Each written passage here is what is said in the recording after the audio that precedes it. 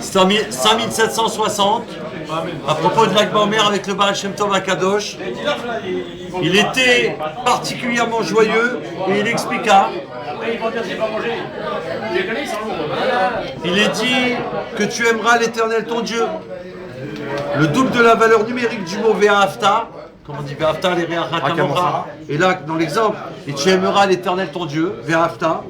Tu aimeras la valeur numérique multipliée par 2 correspond à celle des mots or, la lumière, raz, le secret, la lumière et les secrets. Et zar, c'est étranger. Alors, il explique le Baal Shem Tov, les justes, ils révèlent les secrets que possèdent les étrangers. Les tzadikim, ils révèlent les secrets que possèdent les étrangers. Ils détiennent la lumière grâce à l'amour qui correspond à ces deux lumières. Celle qui est directe et celle qui est réfléchie.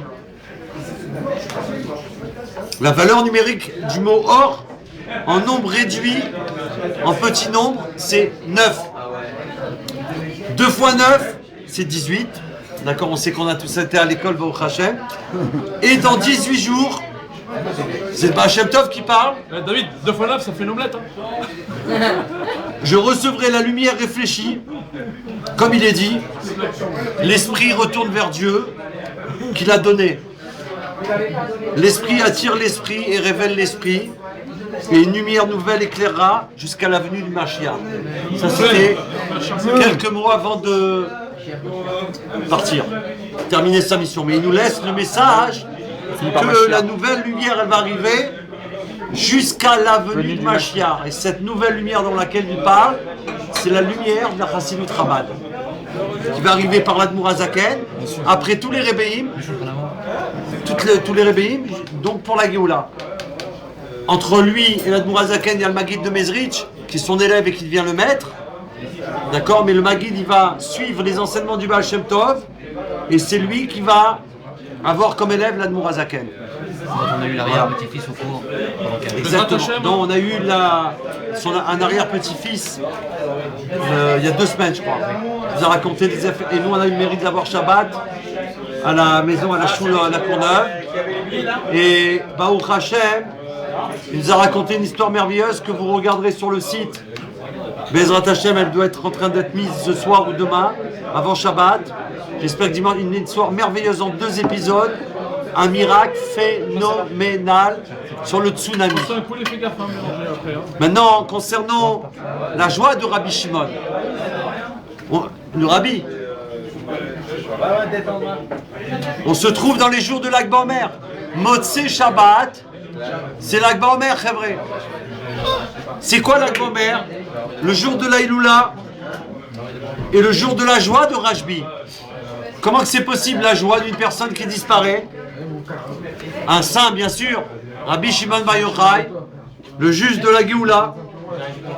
Et pourquoi cette joie? Parce que Rabbi Shimon, il a réussi sa mission et il a su, Dieu lui a fait savoir qu'il a réussi, il a réalisé sa mission. Donc il n'y a pas une plus grande joie que quelqu'un, que Dieu lui confie une mission, d'accord, et que lui il va la réaliser, que Dieu lui dit tu as réussi ta mission. Oui. Donc pourquoi quand il part il demande d'être Bessibra et tout le temps jusqu'à l'éternité? Parce qu'il a réalisé cette mission. Grâce à Rashbi, il y a eu le dévoilement des secrets de la Torah. C'est lui qu'on peut dire qui a dévoilé le premier, qui a ouvert la porte de tous les secrets. Après, il va y avoir tous les autres qui vont suivre, les grands tzadikim, dont le Ari Akadosh, et après le Baal Shem Tov qui va révéler la Chassidut jusqu'au Mashiach. Mais il faut savoir que celui qui a décroché ce gros lot, qui a révélé ça le premier, c'est Rabbi Shimon Bar Yochai. Les secrets de la Torah, l'intériorité de la Torah, les merveilles de la Torah. Et la majorité de ce dévoilement, elle a eu lieu quand? Le jour du départ de son âme. Quand il allait partir, c'est là où il a révélé la majorité de tous les secrets, des secrets, des secrets. à ses 9 élèves dont il y avait son fils, Rabbi Elazar. Ils étaient 10. Rabbi Elazar. Elazar, le fils de Rabbi Shimon. Imaginez, le jour de son départ, il révèle tout.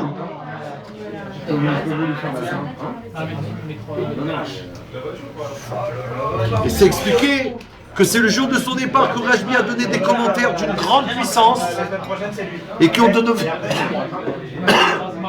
donné un nouvel éclairage sur tout son enseignement. Quelque chose de nouveau, Khadash. On parle d'un nouvel éclairage. C'est pas cette lumière-là. Une nouvelle lumière qui va faire que imaginez, regardez, pour donner un exemple, hein, une lumière qu'au lieu qu'on va lire le noir, on va lire le blanc, être capable de décoder le blanc là. Le blanc qu'il y a, ça va être des lettres et des mots. Je t'imagine, c'est complètement autre chose. Ça, c'est la Géoula. Donc cette semaine, si Dieu veut, dans le monde entier, bien sûr, Motzei Shabbat, il y a une coutume qui est connue mondialement. Si on a un enfant qui c'est les 3 ans et qu'on est proche, qu'on tombe dans le Homer, c'est 3 ans, contrairement au fait que, en temps normal, on n'a pas le droit de avancer la coupe de cheveux ou la retarder. Mais par contre, quand ça tombe dans les jours proches de l'Ag Baomer, c'est une mitzvah d'attendre le jour de la fête de Rabbi Shimon Bar Yochai pour aller faire sa coupe de cheveux à Méron, à l'endroit où il y a Rabbi Shimon Bar Yochai. Il y a des millions de juifs qui vont là-bas. J'ai eu le mérite d'aller une fois, je suis allé plusieurs fois.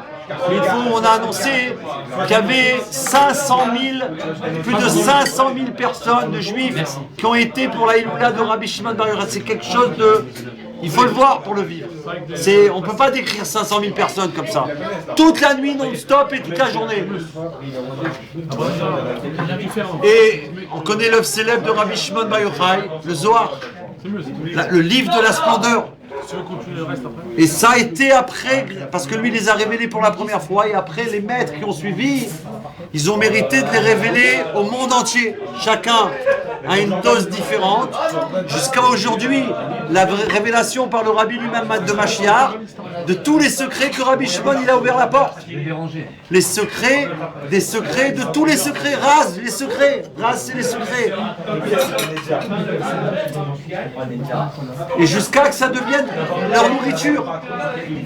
Ça veut dire qu'une fois qu'on a découvert les secrets des secrets, comme le Rabbi les révèle actuellement, on peut plus se passer ça quand on étudie la Torah. Tu peux pas étudier la Torah d'une manière classique. Quand on te révèle les secrets, après tu veux que ça. Ça devient ta subsistance quotidienne. Non, mais c'est comme quelqu'un qui a faim et qui mange un plat qu'il n'a jamais mangé, mais que ce plat en plus on lui apprend comme la manne, que ça va faire que du bien à son corps, d'accord, que ça guérit son corps et que ça lui fait du bien. Et il va dire ramenez-moi tous les plats. Ben c'est ça notre génération. La perfection de la fabrication, le mode d'emploi.